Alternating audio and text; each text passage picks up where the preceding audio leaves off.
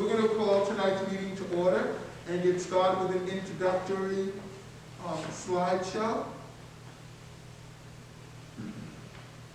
And Karen, did you want to call it? You can read it. Okay. And I'll follow along with you. Guidelines for the night. Please step up to the microphone and read your statement. The microphone will be sanitized between speakers. All statements are limited to 4 minutes in time. Personal attacks or statements that have been proven false will silence your mic and end your speaking time. The Kingston City School District SRO Committee is here to listen to all statements given by the Kingston City School District community and will endeavor to incorporate all comments into its final recommendations. A brief overview of the SRO program. The SRO is a liaison, and I'm going to take my mask off seeing as how we're kind of well distanced. The SRO is a liaison between the school and police departments, the Kingston and Ulster. They are involved in student mediation. They are a visual and emotional presence in our schools.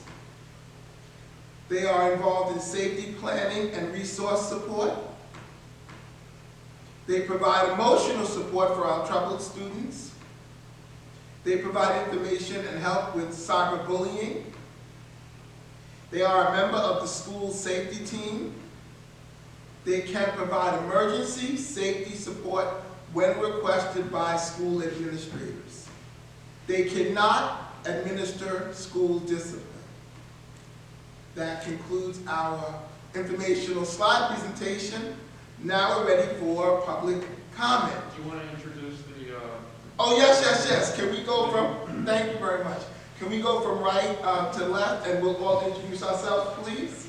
Sure. Beth Dwyer, community member. Nora Shearer, board member. Jim Shaughnessy, board member. Ashley Knox, committee member. And I never introduced myself. Stephen Spicer, chair of the committee. Paul Papio, superintendent of schools. LaShawn Parker, coordinator of prevention and safety for Kingston City Schools.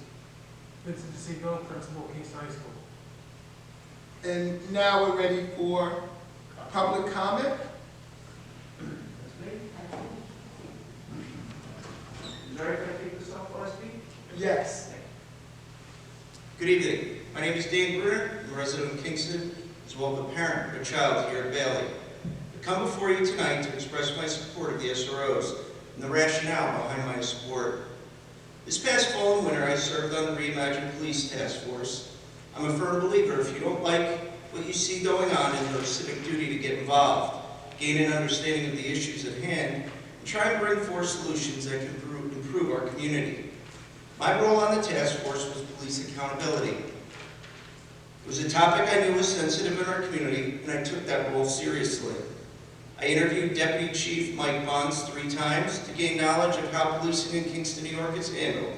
I was pleased with what I learned and the number of measures put in place to ensure policing in our community is done with our citizens' best interests at hand. I asked tough questions, including how many police complaints occurred within the past 12 months. This was in November of 2020. The answer was 2. One which was unfounded, and due to the nature of the other, Deputy Chief was not at liberty to discuss. Why do I share this? As you know, the SROs were also part of the task force. What I found peculiar was the approach that was taken in researching this topic. I asked the presenter in a series of meetings if the presenter on this topic had met with anyone from the school district. The answer was no. I asked the presenter if they met with any teachers. No, not directly. I asked the presenter if they met with any of the SROs. No. I asked the presenter if they met with any of the social workers. No. The presenter did finally meet with LaShawn Parker, a meeting which I arranged. Yet the person failed to include that meeting in their final presentation to the task force, which went to the Common Council. Kingston is in a crisis, driven by gangs, gun violence, and drugs. Transparency and factual data are absolutely paramount right now, as they always should be. I listened to Dr. Padalino's report during the SRO SRO committee meeting on YouTube, and there have been 2 complaints about SROs during his tenure as our superintendent. That statement tells a far different story than what was reported during the task force by someone who does not have a child in either middle or high school. Think about that for a moment. Gun violence is a major problem in Kingston, and yet there continues to be discussions to remove the SROs from our school. How does that make our children safer? Last month, the FBI published their annual report on gun violence in the United States. I'd like to read an excerpt from that report. In 2020, the country saw more homicides than any year since 1998. Despite totaling over 20,000 recorded homicides, was the largest one-year increase in U.S. history. Our obligation as a community is to provide for and keep our children safe. Based on the statistical data above, which now painstakingly includes 2 students from Kingston City School District, it is no time to be discussing removing SROs, but it should be how we best support both the SROs and our children to provide a safe haven while at school.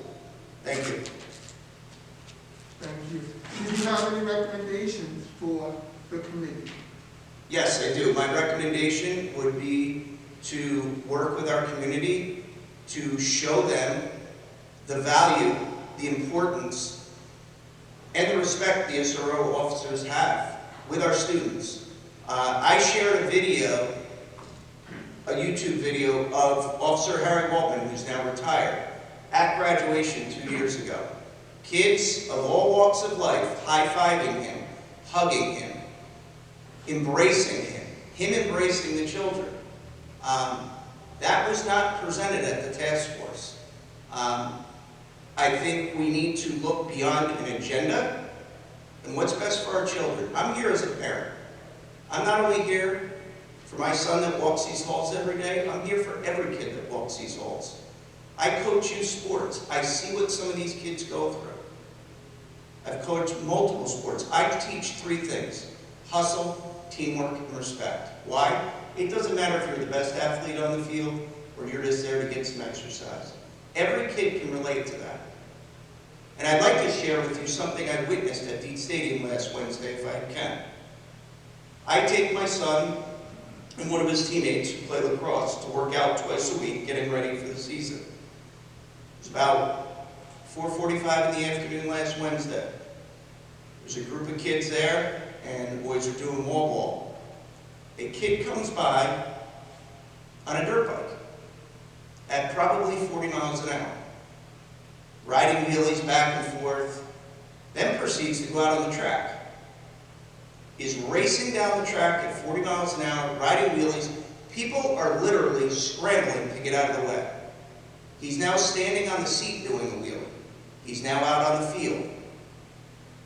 Subsequently, as this is going on, a boxing match starts between 2 kids with gloves on. The one kid was knocked off his feet, I saw it with my own 2 eyes, right next to the snack bar. How he didn't hit his head on the wall, and God forbid if he did, thankfully the cops arrived. Okay, the cops arrived, I'm standing 10 feet away. I watched the kid lie there on the dirt bike. The cops leave. We're now out on the field. 2 minutes later, the kid is on the track again. 2 adults who, one I know, one I guess she knows who I am, I didn't know who she was, come up to me and say, "Can you do something about this? I don't feel safe here." I said, "My suggestion is go home. There's nothing I can do," right? Now, unfortunately, I coach some of these kids, but it's not my place as a private citizen to approach them and say, "Guys, what are you doing here?" I gave that one kid a real hard look in the eye last night at practice, and I think he knew exactly what was going on. The kid on the dirt bike then stops on the track, and he's waving at me. Now, I'm saying to myself, I've probably coached 200 to 300 kids in the last 7 years. I don't know who this kid is. He's wearing a mask. So he waves again. I said, "What are you doing?" He says, "What sport is this?" I said, "It's lacrosse." I said, "What do you play?" He says, "Football." I said, "This is a great sport for football players." I said, "By the way, you're going to get yourself in a lot of trouble right now being on this track." He goes, "No, I'm not." I said, "Oh, really? Why is that?" He said, the cops told me I couldn't. I said, really? I said, what you don't know is I was standing 10 feet away. The cops said they were giving you one pass. In his mind, it's okay. Now, that is completely separate of the SRO issue. The reason I share that was what was going on last week. And nothing was done about it. I know how much that track costs. It's not meant for dirt bikes. And when I look at, I saw the fear in my eyes because I'm a vocal person. I say, my son is looking at me going, without saying it, Dad, please don't say anything. And I chose not to. And I regretted it. I regretted it because I knew 3 of those kids. Now you could argue they're 14, 15-year-old kids having a good time. When you got adults leaving Dean Stadium because they don't feel safe, you know, I would argue this whole removal of the SROs is the biggest failure of our children. I go to the basketball games. 2 years ago, they're playing Middletown in the playoffs. Very competitive game. Middletown brought a bus of kids up. Things were starting to get a little out of line, right? Our home kids are here, the Middletown kids are here, they're chanting back and forth. And it started, you could see where it was going. 2 of the SROs walked up in the stands and just stood there. LaShawn went and stood in the Middletown stands. The problem stopped immediately. Now, if these kids don't respect those officers, they carry on what they're doing. There's 100 of them, 200 of them. Took 2 officers to settle them down. And him by himself over on the Middletown side. I guess when he comes up to me at the game, I get quiet too. But, you know, my point is this. I look at, and I've been at various meetings,